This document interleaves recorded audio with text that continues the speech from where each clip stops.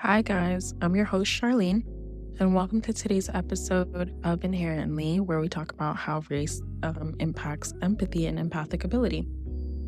As a Black woman who has grown up in, a number of different areas with different diversities, it's been interesting to see how race impacts empathic ability.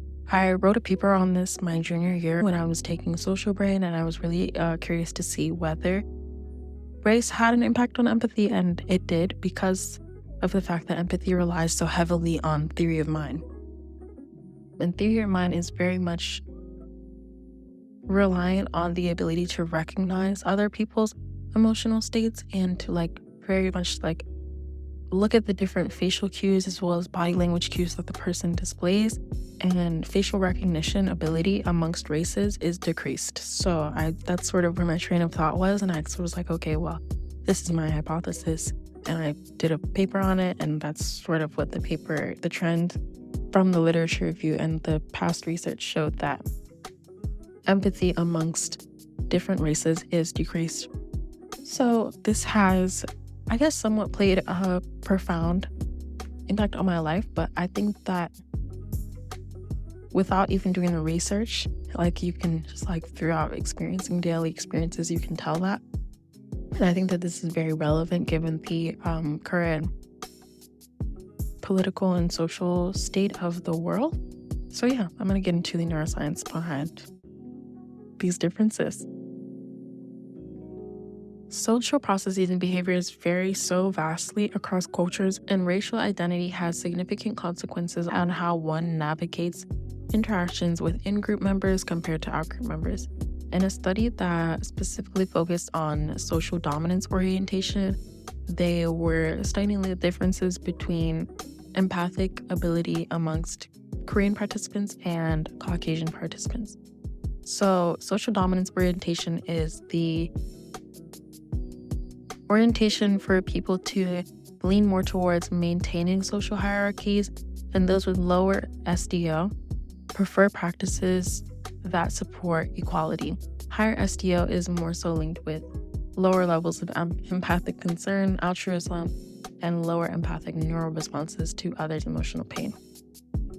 So in this study, it was found that Korean participants displayed more neural activity in the bilateral temporal parietal junction, which is associated with the SDO findings and in-group biases. The temporal parietal junction is utilized in the representation and inferences of others' mental states, theory of mind. And these results suggest that the temporal parietal junction may play a crucial role in mediating the pathway between cultural morals and empathic neural responses. Although Korean participants in this study displayed greater in-group bias and their empathy for out-group members' pain was significantly higher than that for it was significantly lower than that for in-group members, but it was still significantly higher for out-group members in neutral states.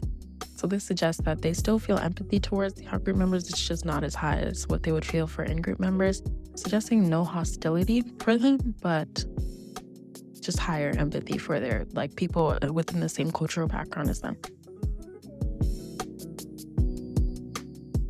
In a separate study with Black and white participants, it was shown that regardless of the race, the anterior cingulate cortex and the anterior insula were utilized in observing emotional pain.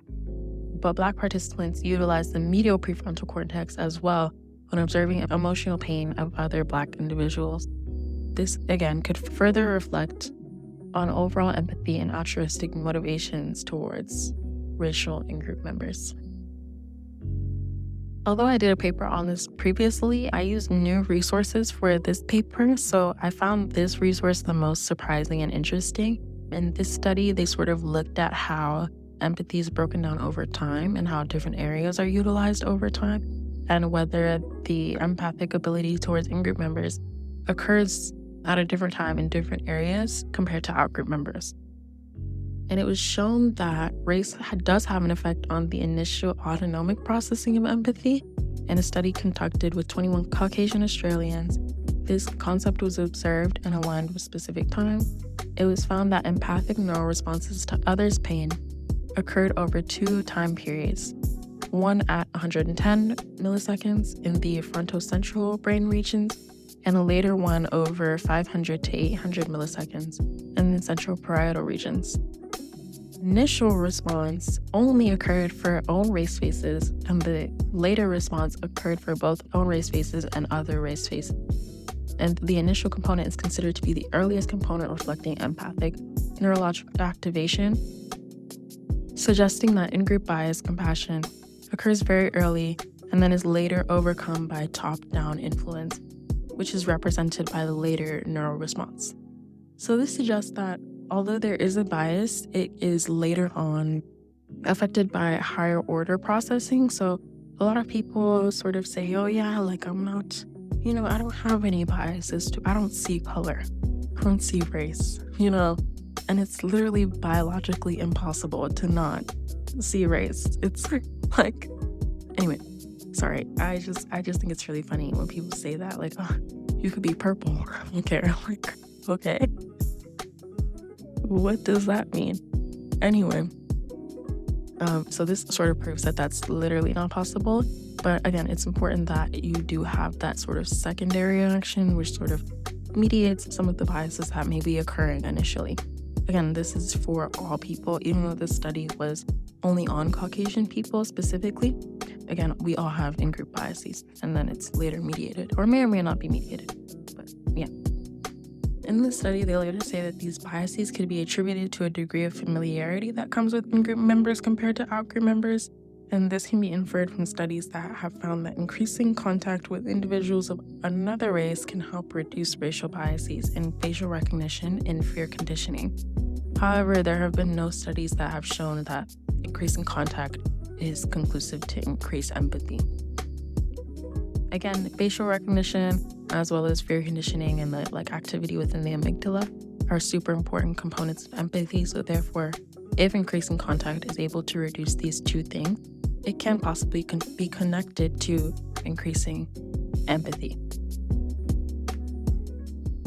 So the question sort of remains as to, outside of just that secondary reaction, are there other ways that we can mediate this bias that we have and, feel greater empathy for people that are not within our in-group?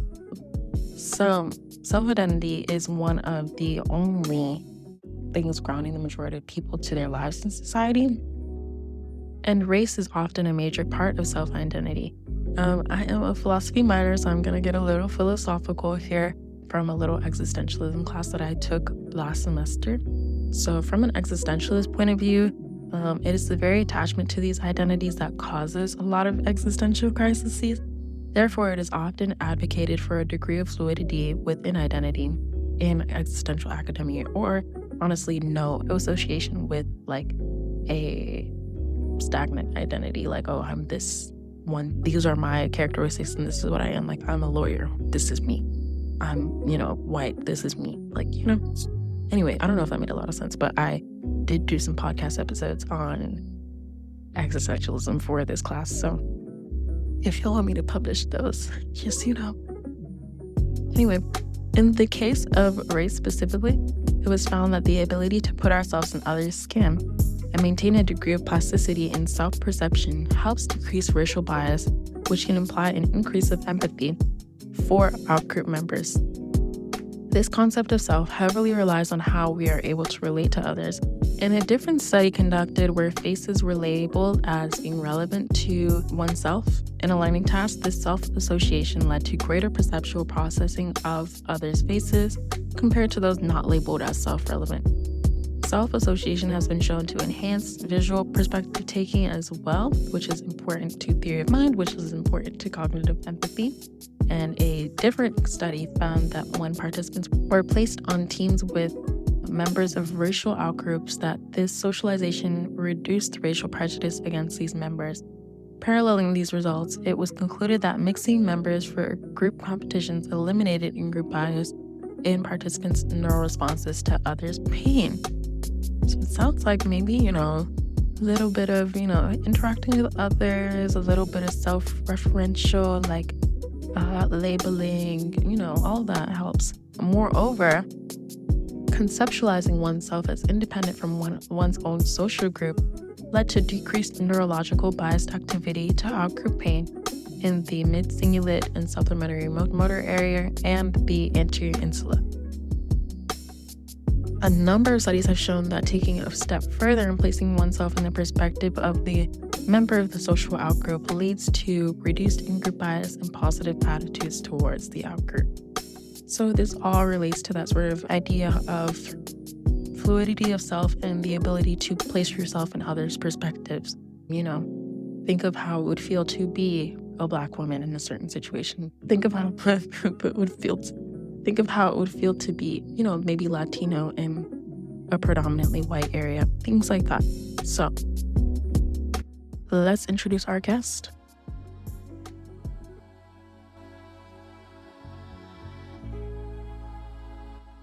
Okay, I am here with one of our final guests. Hi, I'm Kalia Keita. I'm a philosophy, politics, and economics major and art minor, and I'm a senior at Pomona College. Thank you so much for being here with us. And I'm going to get straight into the questions. You were, able to read some of the background information, so you have an idea of the neuroscience behind it a little bit. But how much do you feel like people of other races can relate to your experiences and emotions?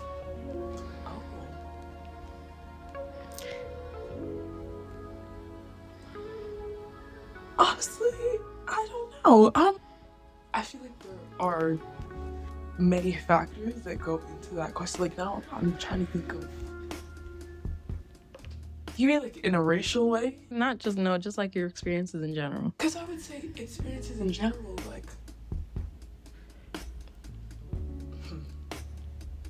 I guess I'm thinking how much I feel like anyone that isn't a Black woman can relate to my experiences.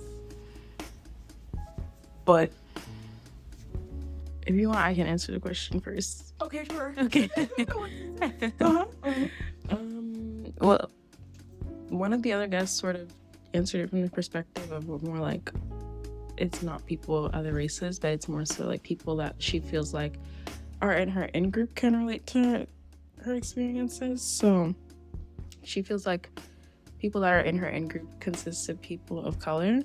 So therefore, people of color can relate to her experiences, and she it's not necessarily a race thing, it's just people that are in that in-group. Me personally, I don't know, on a deeper level, I don't think people of other races can relate to my experiences because there's so many things that go into just feeling an emotion, and a lot of the times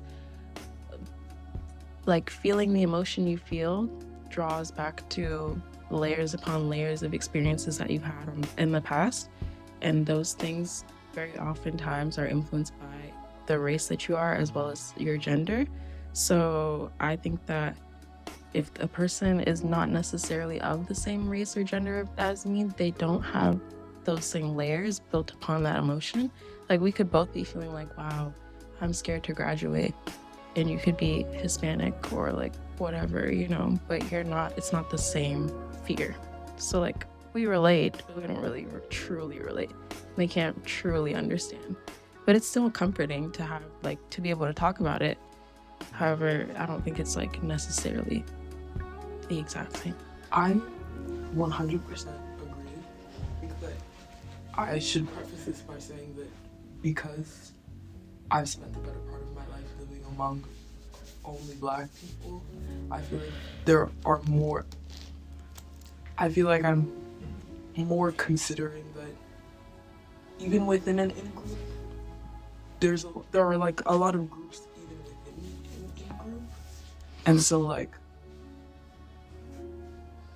I'm more trying to articulate that I feel my specific experiences in life, even though there is a racial, considering the racial component of that, I feel even that isn't necessarily always a unifying experience when not in this specific context. So I think that's why I'm struggling with the question, because in my head, I'm like, what even constitutes an in-group?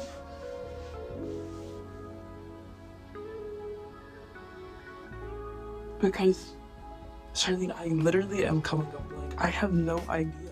I feel like that's something I've never considered before. But maybe the fact that I've never considered it is testament to the fact that I wouldn't expect it per se. Like, I wouldn't be, I don't necessarily know if I try to have emotionally relatable conversations with people that come from significantly different backgrounds than mine, but that's just because I primarily surround myself with. But is that bad? No. But then I feel like even what you just described about like having the same emotion maybe or action, but there being different layers behind it, I feel like even when I say out loud that I basically my entire life I've only ever really been like particularly close friends with other Black women. If a white person were to say that same thing, I would definitely hear it in a different way. But I feel like the layers beneath it are what are massively different, because that's more like a survival tactic than anything, and not like a thing of not being comfortable or friendly or like wanting to be around other people, which you know very much I do not like. But yeah, like, and I guess that is because I wouldn't expect to feel understood by someone who isn't a Black woman. Yeah, thank Everyone you. hates us anyway, so I don't even. I mean, like, very like extrapolated, like theoretical stuff. Like, I don't even think that's not even something people are really trying to do in the first place. So I wonder. I'm just curious how other people, like people of other groups, would feel, because I would hope that they don't feel that same sort of like. This is my disclaimer. I tried, guys, Tried really hard to get a you know, and I keep trying to phrase it in a way that makes sense. I tried to get a non-Black, either person of color that's a male or just person of color to do this, and I posted it on my Instagram today. I don't know what else. Did you guys want me to make a TikTok dance? Like, I don't know. Like, I really tried. Or a white person, like, literally, you know. And, you know, maybe it is. Yeah, I don't. I'm, you know, and, but I would love to hear more perspectives. Maybe if there's like comments. Is that how that works with? I don't know if that's how that works with podcasts. Honestly, I'm like a Spotify. Yeah. Is there a comment section? I don't have Spotify. So I really tried. That's my disclaimer, because I think I wanted to, in this podcast, get a variety of experiences and a variety of perspectives. So I really did try really hard. The one person I got was not available today, and if you guys could see the outfit I have on, I'm absolutely on my last leg of recording. It is that season of thesis for, I think, everybody, and I'm just so tired, and I don't want to record anything else, because this thesis is actually due at the end of the week. And if you're like me, you're scrambling a little bit to finish things up. So yeah, but that was a tangent.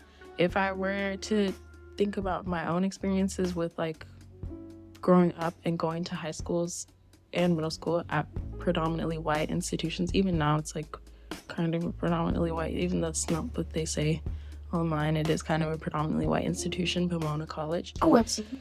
Yeah. And so I think, frankly, in high school, my friend group consisted of mostly white women and then like Asian women and then a couple Black women. And then towards the end, I was like, actually, I don't think any of the non-Black women truly related to my experiences or even attempted to make me feel understood, if that made sense. So I drifted away from that friend group. I mean, those women are all very smart and talented women, so there's like no disrespect to them, but that's just how I felt with my experiences. I can't really remember middle school. I think middle school I had like a variety of friends in general, like male friends too. I think that sort of drifts, like once you get into like adolescence and you just like start realizing your differences, that sort of like fades away. But yeah, Yeah, personally, I just don't think that they, like you were just saying, like try to like relate to your experiences. But I'm thinking like at the same time, do I try to relate to their experiences? I don't know. I don't know. But see, that's the thing. Like, I feel like there are a lot of, this is gonna sound weird, but there are a lot of things that I feel like in media are depicted about white women specifically that are really weird and like harmful in a way that I like very much empathize with, because I don't know how like I would feel if that was constantly a narrative circulating about me. Or like, can you think about, like every show that you watch, like their moms are so mean to them and they're always like bullying them low key, like, and I guess that happens in real life. Like I feel like that is something that happens in real life. I know that they have like different beauty standards and stuff like within their own communities that I'm sure are like difficult for them. But I feel like I can empathize with those things because I'm a woman. Like that's just womanhood. Like we all experience womanhood. It might look different, but for the most part, yes, everybody hates women. So on a level, I feel like any woman on earth that is on that same page, we can relate to. Now the ones that aren't, but not the point. I feel like I can only imagine that it would be easier for us to understand the experiences of other people because they're just significantly more represented to us. And also, why would I not, like, if I'm witnessing a struggle that somebody else is having, why would I not be able to like empathize with that? I think that I can, but I don't think the inverse is necessarily possible, because I don't think it warrants enough care in the first place for that to be something that you're like trying super hard to do to like understand the Black woman experience. And then this is super specific, but this morning I woke up and I saw this TikTok about this I'm Mainly on Door campaign that just came out that everyone's like freaking out about. Mind you, I actually did think that they were a British brand because I've only ever been to their store in London, but they're not from London. And everyone that is from London was like, this campaign is so amazing, like it's so authentic, blah, blah, blah, blah, blah. Shocked because it's not a British brand.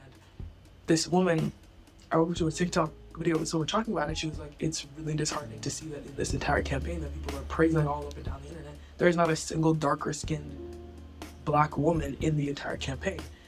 In any other context, you might be able to say that that reflects the demographic at hand, but like this is London that we're talking about. That's objectively not true, especially like the fashion and creative scene. Like that's just not an accurate depiction of that scene, or literally just of the people that live in that city by any metric.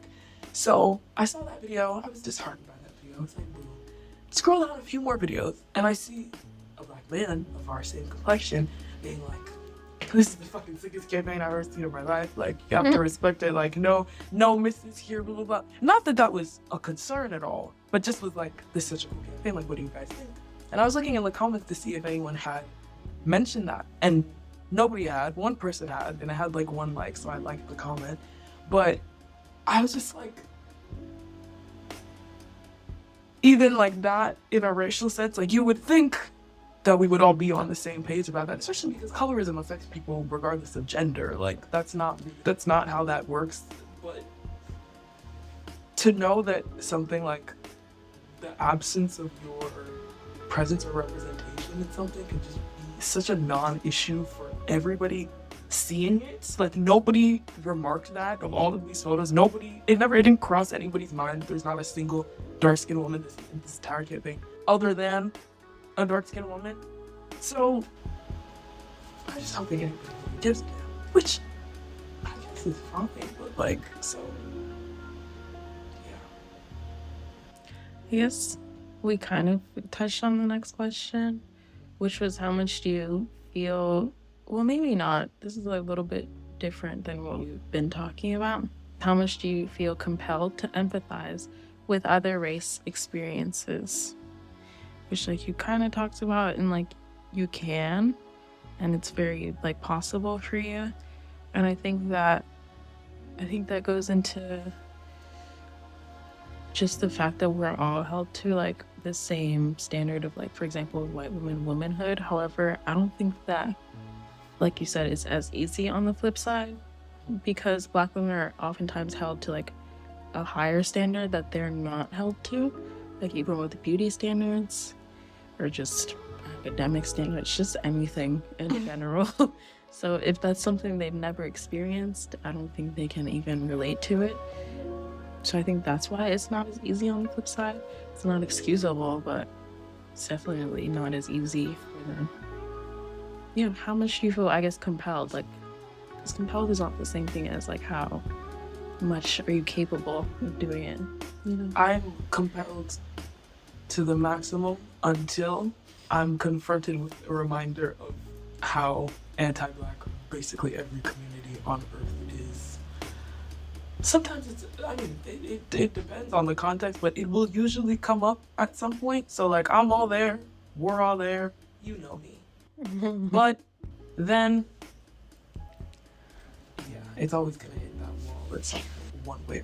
And I like, even as you were describing your like friend groups and stuff in middle school and high school, like I was with Amarachi yesterday. I was with our wonderful friend Amarachi, who also went to like one high school in Lagos, and we were talking about like our experiences. And one thing that we ended up talking about, which I don't think that people ever consider, is like the racial dynamics of schools that are on the African continent and might be predominantly Black, but that like have students of all that are like from all over the place. I've always gone to international schools, like, but yeah, like a lot of my classmates growing up were Lebanese or British, from India, from Pakistan, like from all over the place.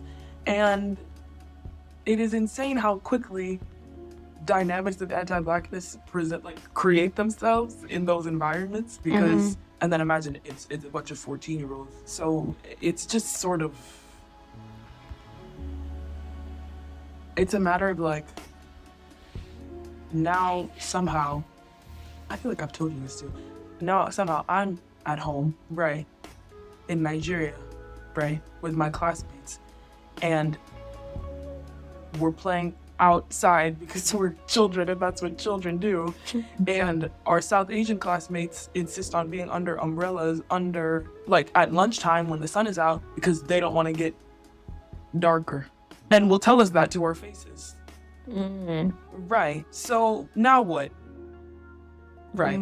Yeah, I understand, again, colorism also doesn't only exist in our community. Colorism exists everywhere. I know that colorism in South Asian communities is a particularly like prevalent issue, same way that it is for us. I understand that in and of itself, like, they likely, again, I'm talking like 13, 14-year-olds, like, they're victims of things that their parents have told them their whole lives, and their mothers putting hats on them and slathering them in sunscreen so they don't get darker. I'm just saying, like, the message, like the fact that even in that context, me and my Black classmates are being subjected to anti-Black rhetoric and like just out the wazoo all the time for no reason, like, so that's where the compelling starts to slow down. I don't know how much I can empathize with the fact that even that idea isn't necessarily coming from them and it's not intended to harm us, but it is harmful. So now I just think you're crazy. Okay, I'm gonna pause to Hadi. Hello, my name is Hadi Sise. I'm a junior and I'm 21 years old. And I'm a chemistry major. First question is, how much do you feel like people of other races can relate to your experiences? I feel like it depends if they themselves have lived like a minority experience rather than like the specific race of the person. So like, I find that people who have like been othered in some sort of way, I can relate to more than people who are just like, oh, you've been at the majority your whole life. So, okay, Kali and I talked about both the idea of how much you can relate to other racial experiences, and then how much you feel compelled to do so. So I'm gonna ask you both questions as well. Yeah, how much do you feel compelled to empathize with people of other races, and then how like capable do you feel of like relating to their experiences and empathizing with them? I feel like I feel compelled to empathize if I feel that empathy is reciprocated, because I feel like a lot of the times it's like, oh, Like, yes, you should empathize with someone who's going through something rough, but it's like, if you were to extend that same grace towards me and I like know that based off like the little interactions I have with you, then it's kind of just like, why would I? Like, that sucks that happened to you. Like, I'm not really someone who's like offering to be like a pillar of support. And then how capable do you feel in terms of people that are like not Black first? I feel like I am very capable. Like, I think I try and like at least understand why someone would have a belief that differs from mine or feel a certain type of way. Like, I think reflection is very important for me. So like reflecting on why I have the beliefs that I have or why someone else might have the beliefs that they have is very important. Okay. So we're gonna go to this third question, which I haven't asked either Khalid this question, so this will be a fresh question for the both of you guys. Having read the literature, which like sort of outlines a lot of the neurobiology behind it, do you think that it is physically possible to completely empathize with out-group members? I feel like if you've been raised in like what's called like a homogenous society, that it's going to be really hard for you to empathize with out-group members. Because like my parents are Gambian, and sometimes I'll be hearing them like speak about like not even like just like other races, and I'm like, oh my god, like help, like that is not okay to say. I feel like a lot of empathy comes from like you having been through the experience. So it's like if you're an in-group member and you've never experienced being in the out-group, it's kind of like it's easier to be like, oh, I've never witnessed it, so it doesn't happen, versus like if you've been in the out-group before and you know what it's been like, not even that specific same out-group, but an out-group of sorts, you can be like, oh, I know exactly how that feels. That's not right. How do you actually just explain what I was gonna say to me? Because I was gonna say, I feel like I can do that, but I feel like that's because I wasn't raised in a homogenous society, which I just explained in detail. And neither did my parents. So like, I feel like maybe that is why that is, because yeah, if you grew up in a society where everyone looks like you, and you only ever have to empathize with people who look like you or who are within your group, then I can see why that would be the culture that develops. But yeah. And that's also why I found it interesting how they did it in a Korean society where they're like overwhelming majority. Oh yeah, that's very true. Yeah. Yeah, I thought it would be interesting if they compared it with like Korean Americans. I feel like I feel like even in Korean American societies, that's pretty homogenous. But Davis, California. Yeah. But that's very real. Yeah. You guys kind of touched on some of the literature that is not included here that I talked about in the like full literature review, where like they talk more so about like fluidity of identity, if that makes sense, and like the people that you are able to identify with, and like how many people from the out group you like surround yourself with growing up and things like that, and how much that contributes to mitigating like in-group out-group biases with empathizing. They even had people like do different like computer setups, which was really cool, where they had them like physically be in the out-group members like perspective, and it showed to like help with that whole sort of situation. So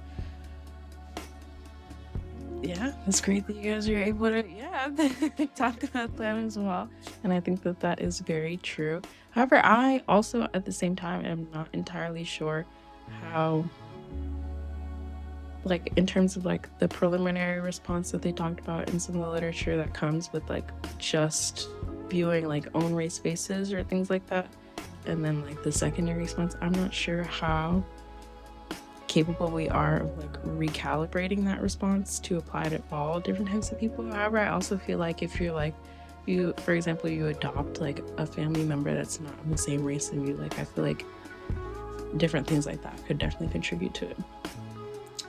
This is the last question. How much of a role do you think all of this that we've talked about plays in racism, both de jure racism and de facto racism. Can I get definitions on de jure racism and de facto? Yeah.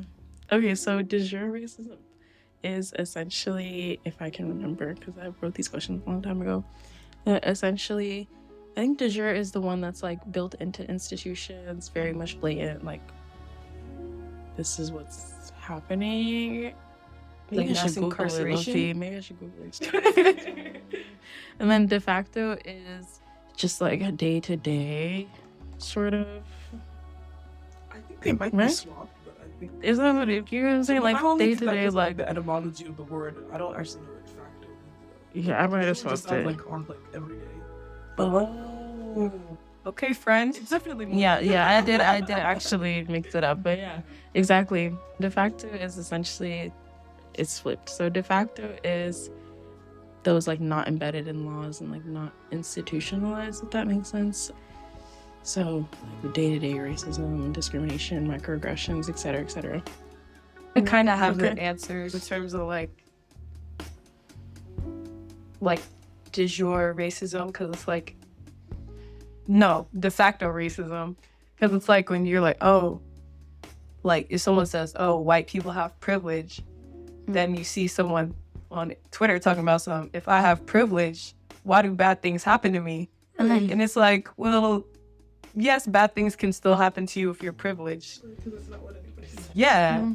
And so like, since like they're not really taking the time to empathize and maybe be like, oh, what's it like to be in that situation? They're just like, oh, what's my current situation? And thinking about that, that's how it allows like these systems to keep going on, because they're like, I don't even see a problem. Like, you literally made that up.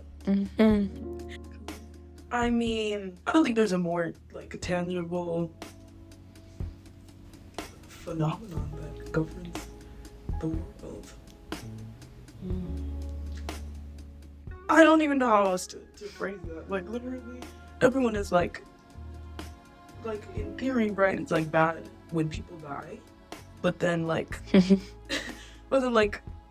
not really. If they're like brown and black, then they can die in mass. Nobody's blinking an eye. And then they'll be like, oh yeah, they deserved it.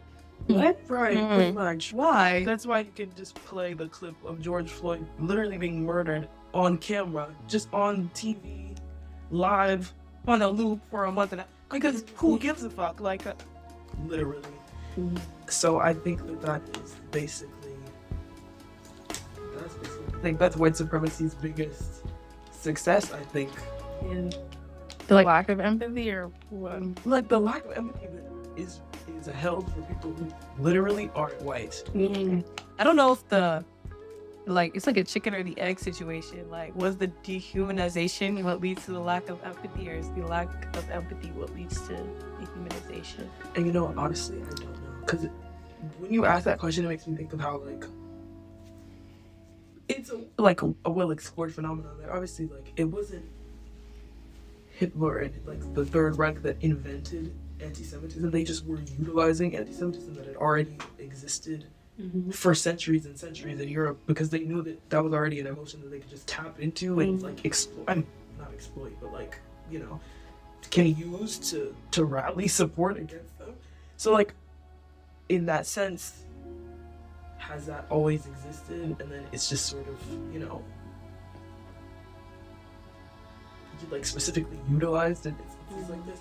I don't know, but we just really, it's a thing.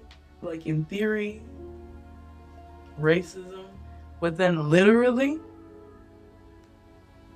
30,000 Palestinian people are dead, 6 white people are dead, and those incredible, heroic people are unfortunately literally going to be the reason why the bombing stops.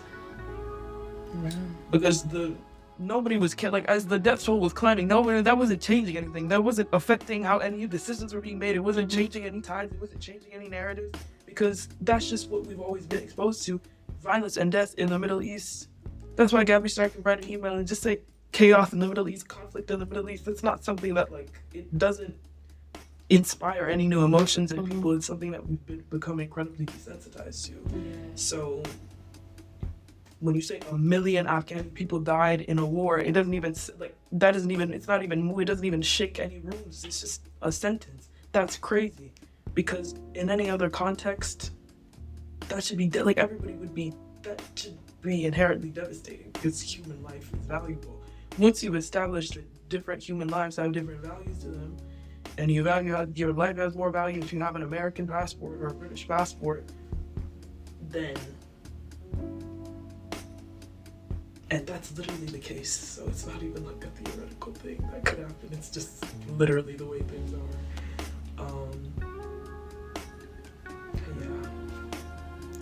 Yeah, I completely agree with both things that you guys said. No, I was just thinking, like, I saw a tweet and it was like, or like sometimes like when you see people opposed to us aiding Israel, it's not even against the fact that it's like, oh, we're aiding a genocide. It's like, oh, why are we putting government money like so far away? Right, which is crazy. Like, when people are like, you should be mad. You should be mad because your tax dollars aren't paid for like what public transit or public have. We have enough money to like send over there, and I'm like, I understand what you're saying, but that's so not the point. Because even does that mean that if the country had enough money to send the arms money, that they should send it? Yeah. Right. So that can't be the rationale as to why that's wrong. It's bad, but that's not why it's wrong. Yeah, I think that argument arises just because of, again, like a lack of empathy when you have to appeal to people when they care, and the only time some people care is when it applies to them, and that's really unfortunate. But to backtrack to your question, whether it's like the dehumanization or the lack of empathy that comes first, I personally think that it's the lack of empathy that comes first, because it's like the three of us here in this room very much, I feel like, empathize with the Palestinian people. Therefore, we can't see how people have so much cognitive like dissonance and they're able to dehumanize Palestinian people that far. And the whole way that comes about is just because they don't empathize with their experience at all. And I think that can apply in many different situations. Most prominently, like, the Holocaust or like slavery or anything like that. So yeah, I think that first you have to like not at all be able to relate to that person's experiences or see them as like, I just feel like, you have to not be able to relate to that person's experiences, and then at that point you can be like, this person is not human. But maybe it could go the other way as well. They're not human, therefore I can't relate to their experiences. However, either way. So like the first thing they did was like look for differences in like their bodies to be like, oh, we're not even the same species, so therefore I don't have to extend this empathy towards you for being a human. But okay, if you're not, we just categorize you as not being human at all, then we can just do whatever. Yeah. I'm about to say something, but if it'll get me dragged, like edit it out. Okay. But also I feel like, because like one thing that I'm seeing with like the whole Israel conflict is because Jewish people have undergone oppression. Like, I don't know how to word this, but it kind of feels like they're weaponizing their oppression in order to oppress other people. And I believe anti-Semitism is real, but they like, if you say anything that disagrees with Zionism, it's equated to anti-Semitism. And I feel like the way that they throw the word around is kind of like, I don't know, desensitizing empathy that people feel towards them. If that makes sense. It's kind of like, I agree. I think that's something that, no offense, but I think that's something that white people do a lot. They like to, utilize whatever form of oppression they have dealt with in the past as literally like a weapon. White women, like white feminism, for example, that's very problematic on its own. Even like, queer white people who oftentimes, like, if you address how much they've stolen from Black LGBTQ culture or Black culture in general, they will weaponize their own oppression as just being queer, which is unfortunate because, empathy is such a prominent and important pro-social phenomenon, and to see it being manipulated and utilized in such a way is like, why? You know, because we could all have empathy for each other. However, you're using it in such a way that's like, in what way does this benefit you? In fact, you're showing your lack of empathy by weaponizing other people's empathy for you. So it's very weird, but you know. It's also interesting though, like empathy as a weapon, using people's sympathy against. I mean, that's why they lied. They lied and said that all of those things happened, but never happened. Yeah. And then All those ads. that never happened, because that is all human life is. If you care about something and that can mobilize you to be in support of it, that's all you need. All I needed to say was one thing: Hamas did this. Everyone was like, okay, fine. Yeah, they're like, I don't support genocide, but I also don't support terrorism. It's like, hello, They're talking about why all is all it the- either or? Like, all the children that were killed and all the women that And that's were, what I'm seeing. you know. 10-year-old boy severely injured by inceptor shrapnel in Iranian attack carpet. Can you imagine if there was alerts for every single one of the 10,000 children that are dead in Gaza? Not severely injured. I don't know what those numbers are. Severely injured, dismembered, orphaned. Right. Dead. Literally dead. Starting from 0 years old to 18 years old. And there was one of these for every single one of them. Right. yeah. But now someone is injured in Israel, so it's a headline news. That is crazy. And it is objectively really fucking crazy. So, And it's only terrorism because they're not backed by government. right. Because, like, Let's drops a bomb. they're not. It was assassinate Huey Newton. That's not terrorism. That's not terrorism, That's just blowing up a block of houses for the sake of national interest. That's not terrorism. We're like the entire thing. Isn't that the conception story that this country is so hard about all the fucking time? Leaving religious persecution to come here, persecute an entire other group of people for the sake of their independence, and then have a revolutionary war because you're allowed to fight back your oppressors? Yeah. I thought you were allowed to fight back the people that were taxing you without taxation. I thought that was what was allowed to happen. I thought that's how this country came to be, was that, right, Through violence and escaping an oppressive regime, you were like, let's go over here. They were like, no, actually, you still belong to us. Fuck them off.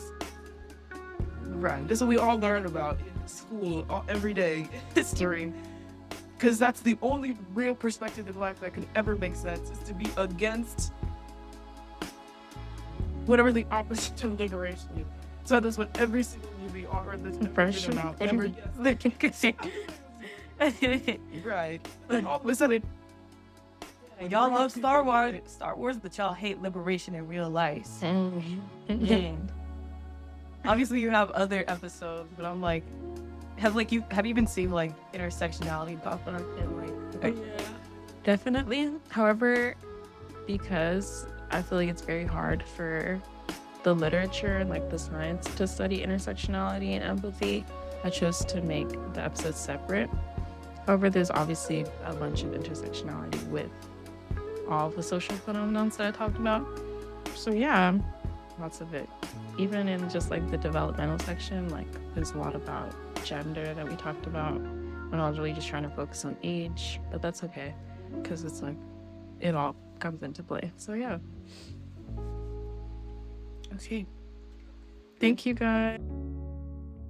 I also want to talk about, I asked a number of faculty their opinions on this as well, and some of them got back to me, and the overall consensus pretty much aligns with a lot of the things that were talked about already in this podcast. One of the faculty that I reached out to really emphasized that, you know, as a Black woman, she is able to empathize with people that are in her in-group, like I talked about. And those people are specifically people of color most of the time. And she also agrees that the lack of empathy and the lack of ability to empathize with people that are not necessarily in our racial in-group or fall into those oppressed groups can lead to just a general lack of understanding. And then on the flip side, with people of privilege and people that fall into the majority group, the facilitation of racism and all the more institutionalized de jure and de facto things that I talked about. But I would also like to thank her as well and the other faculty that I talked to.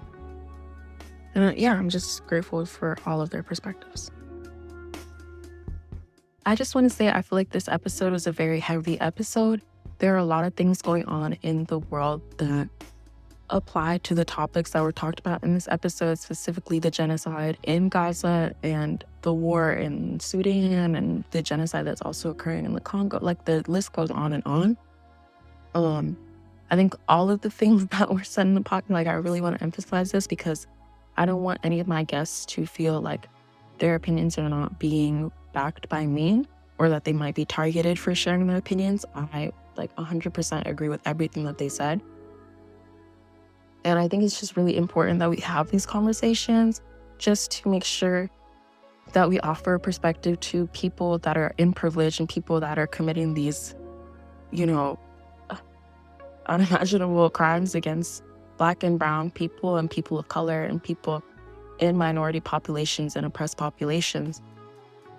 And I just think that a number of important things were brought up. However, I'm not going to talk too much about that. I will play a clip at the end that I hope you guys listen to, of the perspective of Palestinian people, and really just put yourself in their shoes and try and imagine how you would feel in that situation.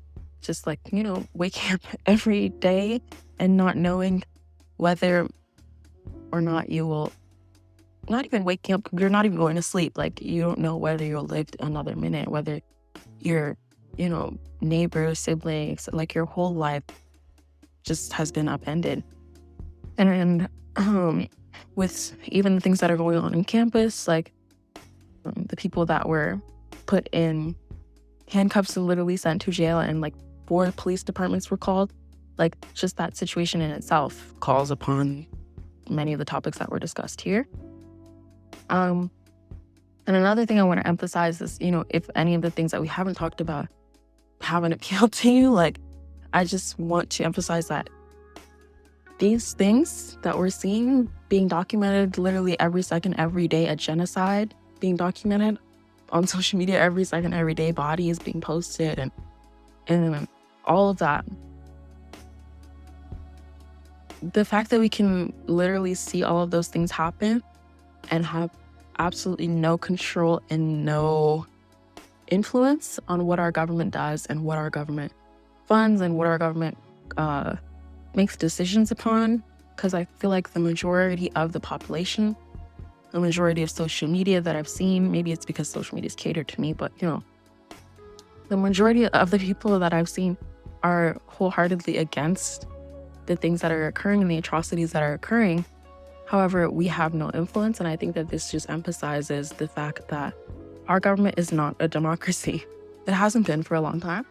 Our government is, for lack of better words, an oligarchy that is run by a small percentage of, a small percentage of privileged people and the rich, essentially, and lobbyist groups. And because of that, these things could very much happen in our own backyard. It has for Black and brown people a number of times, like Kalia mentioned with the situation in Philadelphia.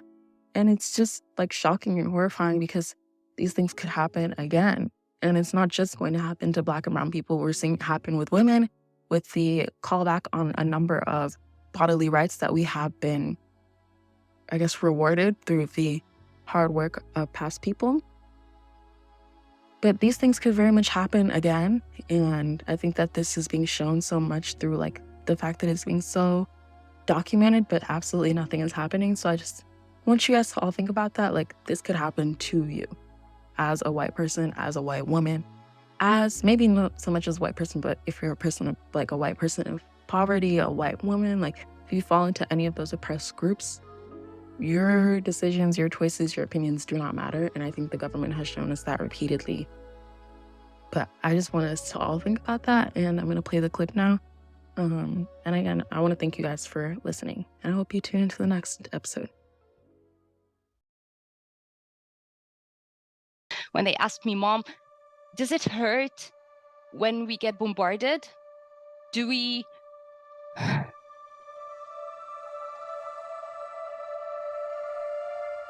do we feel the pain or do we just die at once? And I have to explain to them, no, don't worry, it's not gonna hurt. Their father is like, don't worry, it just goes whoosh one time and that's it. Before, we would tell our children, for example, don't worry, it's gonna be okay, it's gonna end soon.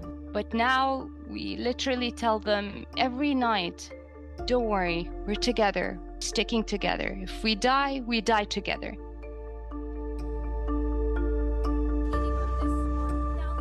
Death has become a reality now that we're just living under, waiting when or how it's gonna happen.